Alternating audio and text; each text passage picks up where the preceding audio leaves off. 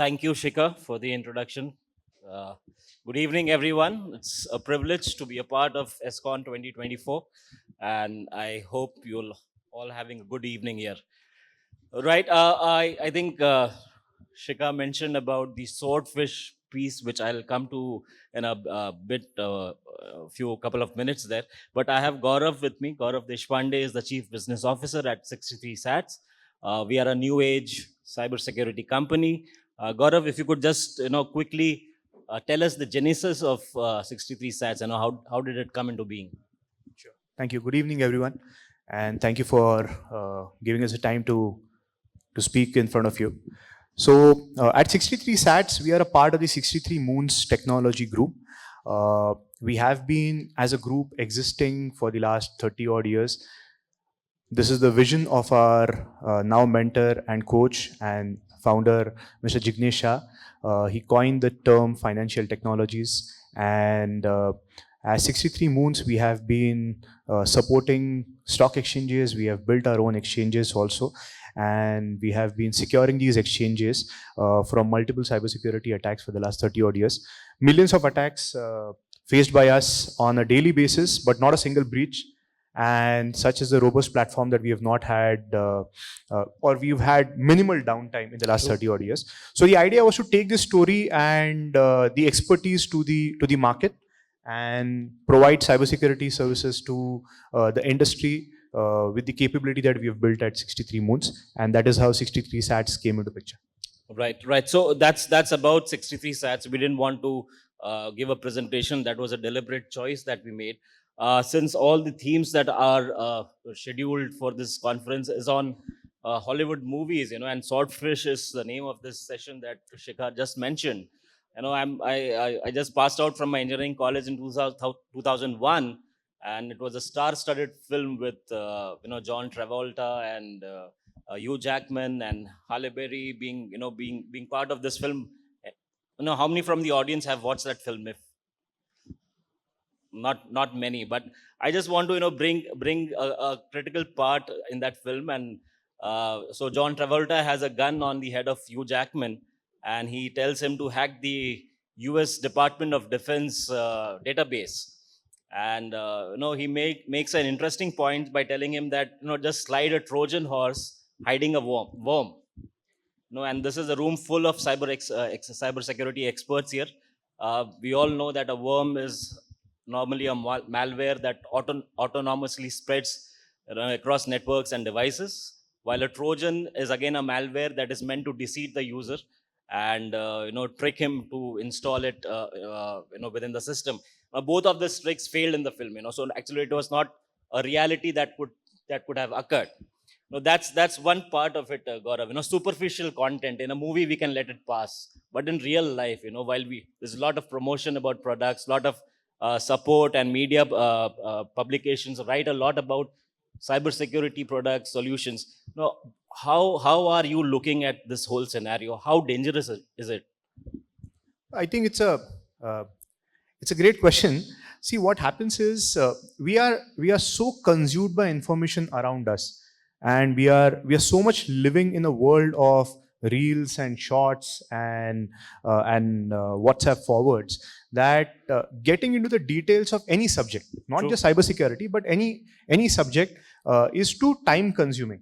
We want to, as a humankind, react to everything. Okay, Right. and I think that is also a problem that cybersecurity experts have. And when some of our colleagues, be it sales guys, be it business development guys, go to the market, they want to react to certain situations. So the understanding of what exactly has happened is not really studied. Okay? True. Because any kind of analysis and expertise requires good amount of depth. For example, I remember when the Ames ransomware attack happened. Right. Immediately everyone was going to every single hospital or medical institution around saying, sir, Ames mein attack ho gaya hai. Can we do something for you? We've got solution ABC, we've got solution XYZ. But no one understood what had exactly happened. No Absolutely. one went to the depth. I remember in one of the conversations, one of the CISOs asked, okay, what exactly happened? And the answer was, this thing happened, that thing happened. Even with the recent unfortunate incident that happened, Everyone is saying blue screen, blue screen, blue screen. Okay, everyone is not saying Falcon, Falcon, Falcon. But what is the effort that we as a community took to go into the depth of the subject, research, understand what has happened, and then provide our technical expertise? I'm sure each of the CISOs, each of the CTOs, each of the CIOs over here, they are so much consumed in their regular deliverables. They are looking up on the security product and services fraternity to enlighten them and provide the expertise and the depth of what exactly are the risks, what exactly has happened. And that is where the entire thing about not being superficial but being trying to get into the depth of the situation makes a lot of sense, and it becomes important in my. Absolutely. So well raised point there, Gaurav, when you touched the example of AIMS attack. Now, we are seeing attacks happening across sectors. None of these sectors are left out. The point here is, are we trying to connect the dots? Are we trying to find a method in this madness? Because if one sector is attacked, we can't assume anymore that the others would be safe enough, because there is a linkage that is happening around. And as you rightly said, true cybersecurity cannot be a commodity. It has to be in-depth, researched, well insightful. How does one get there, Gaurav? How can one reclaim? Cybersecurity experts like sitting in this room. How can they reclaim that? Ensure that there is depth in the cybersecurity conversations, in the pitches, in the promotions that happen. Well, another term that has got used over quite a few years now, and also is getting abused, is the concept of trusted advisors. Right. And I think that is where see, product organizations, they come up with a certain thought process, they come up with a certain product design and development to address a certain use cases. And there is a limitation that is attached with every single product. True. But as a services provider, what happens is you have the freedom of working across different products. Right. And that is where you would want to become a true trusted advisor to your customers. I'm okay to go to a customer, have a conversation with him without getting any output. Having a conversation with the customer, and the customer at the end of the conversation telling me, thank you so much for enlightening me. I already have these two systems which are underutilized, and because of this conversation, I have resolved that particular issue of mine. Right. I think we should be mature enough to take that conversation, to be a part of that conversation, and to walk out happy of that conversation. Of course, as a sales guy, it does not help me at all.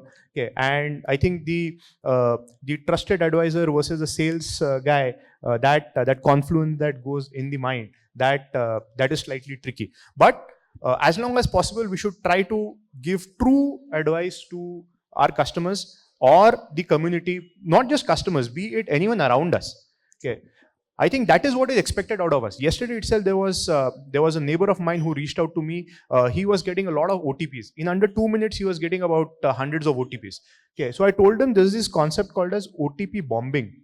And then I gave him 3 to 4 steps using a particular application that he can block his number from that particular scenario. Okay, now that is not a sale at all. But that guy has reached out to me because he has got certain amount of trust in me, and I have paid back to that particular trust by giving him the right advice. I think the role that services companies and cybersecurity services professionals play in entire decluttering of the superficial information and going into the depth is extremely important, because I truly feel it is only the services organizations that can get to the depth and can resolve this issue. Absolutely. Very well put. Right. Let me, involve the audience as well here. If any inputs that you want to share in terms of how do you deal with superficial content out there? How do you, filter the signal from the noise? Anyone?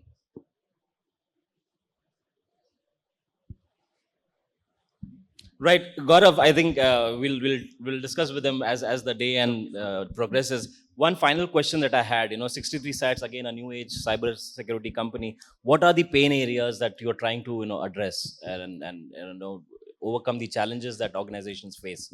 Okay, so just a step back, I come with about 20 years of cybersecurity experience with me.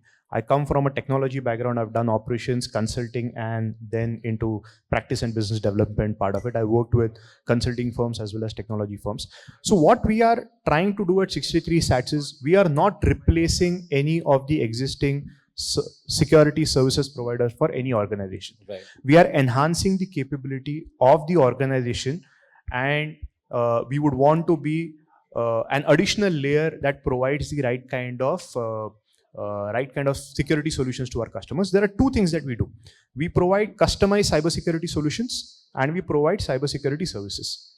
In customized cybersecurity solutions, the two key areas that we work on is cyber threat intelligence, Right. and we work on the concept of anti-ransomware assurance. There are some other solutions which are also there. Okay, we have a booth outside and the audience can come over there and have a deeper discussion around it. But these are the two key areas that we work on in customized cybersecurity solutions.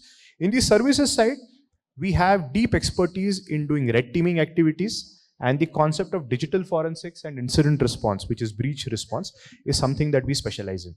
I think apart from that, we have the GRC services, including ISO assessments, VAPT, readiness, SOC 2 Type 2, preparedness and stuff like that.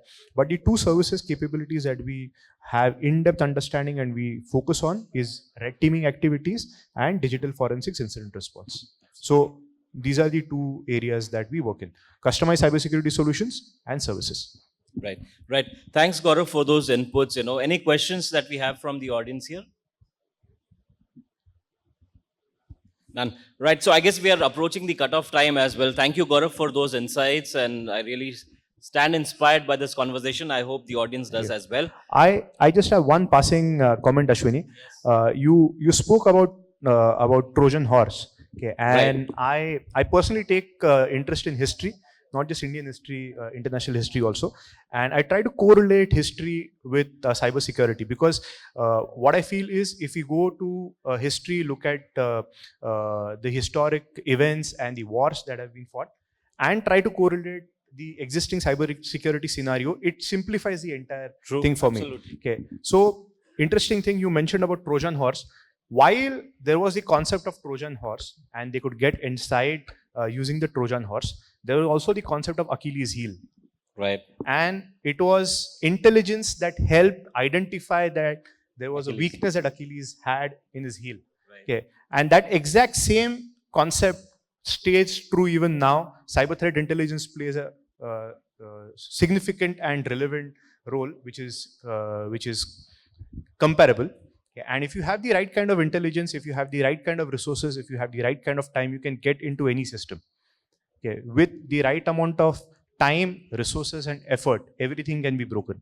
Okay. I think we should stop staying in that false bubble that we have implemented ABC, we have done XYZ, and now we are secured. Okay. It probably is just that there is not enough resource and time that someone has to get into your system. Absolutely. Right. Thank you again, Gaurav, for those insights. Thank you.